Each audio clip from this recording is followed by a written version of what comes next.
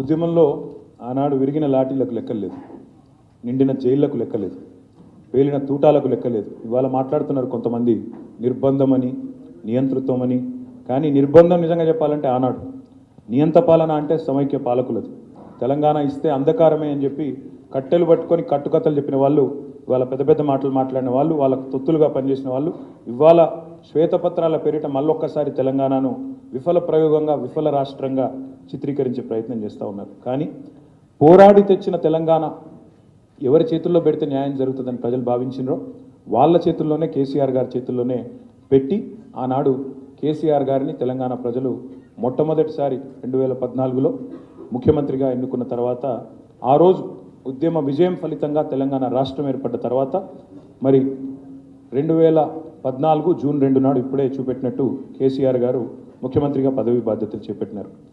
చేపట్టిన నాడు పరిస్థితి ఏంటి అంటే, ఆ రోజు ఆర్థిక చిక్కులు ఒకవైపు, చాలామంది ఇలా కన్వీనియంట్గా మాట్లాడుతున్నారు. 9 ఏళ్ల తర్వాత అదేదో కంటిన్యూస్ ప్రాసెస్ అన్నట్టు, ఇదేదో 50 ఏళ్ల నుంచి ఉన్న రాష్ట్రం అన్నట్టు మాట్లాడుతున్నారు.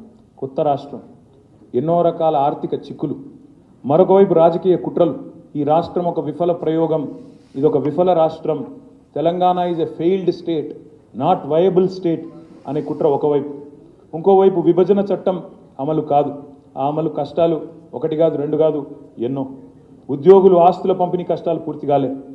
ఒకవైపు 2700 మెగావాట్ల విద్యుత్ లోటు, మరొక వైపు వారసత్వంగా సంక్రమించిన తాగునీటి, సాగునీటి సమస్యలు కోకొల్లలుగా ఉన్నాయి.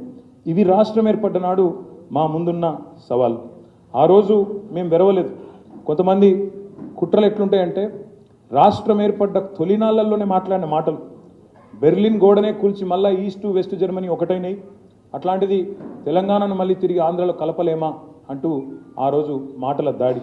ఇంకోవైపు సరే పేర్లెందుకు కానీ కొంతమంది ఆ రోజు కూడా రాష్ట్ర ప్రభుత్వాన్ని అస్థిరపరిచే ప్రయత్నం, ఎమ్మెల్యేల కొనుగోలు కోసం ప్రయత్నం, ఇంకా చాలా ఇట్లాంటి ఎన్నో జరిగినా ఆ రోజు మరి పునర్నిర్మాణ యజ్ఞం, తెలంగాణ రాష్ట్ర ఏర్పాటు తర్వాత ఒక కొత్త రాష్ట్రానికి మరి ఉన్న సవాళ్ళన్నింటినీ అధిగమిస్తూ పునర్నిర్మాణం ఎట్లా చేయాలి, శిథిలమైన తెలంగాణ, జీవన విధ్వంసం జరిగిన తెలంగాణలో ఎట్లా జరగాలి అనే ఒక ఆలోచన.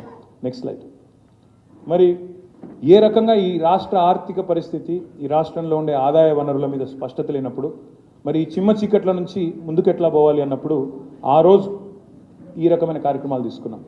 ఒక పటిష్టమైన ఆర్థిక క్రమశిక్షణతో, ఫిస్కల్ ప్రూడెన్స్తో ఆర్థిక ప్రణాళికలు రూపొందించుకొని బీహార్లో ఉండే ఒక తెలంగాణ బిడ్డ జిఆర్ రెడ్డి గారనే ఒక పెద్ద ఆయన, ప్రముఖ ఎకానమిస్ట్,